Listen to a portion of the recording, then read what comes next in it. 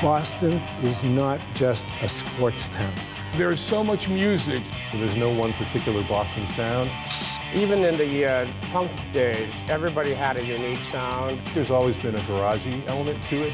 You're in a city where music has been important for well over 200 years. The walls could talk. Some of the stories would, can't be printed or told. The greatest thing about Passim is that it's so intimate.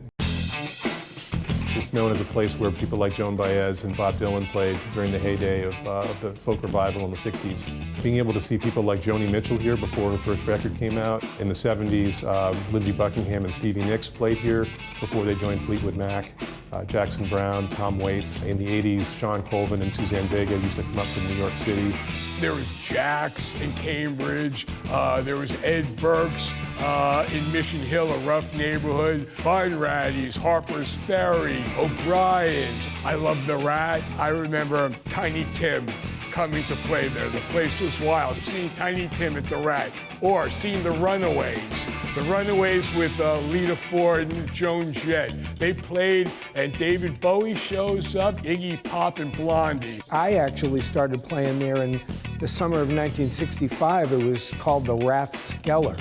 I used to be the drummer in 60s pop band Orpheus. We got to open a concert for the Rolling Stones, 19-year-old kids. It was fast. It was exciting. You could go to the Jazz Workshop in Paul's Mall, which no longer exists. To sit there with 75 people and watch Miles Davis in the opening act being a young band called Aerosmith, they were amazing.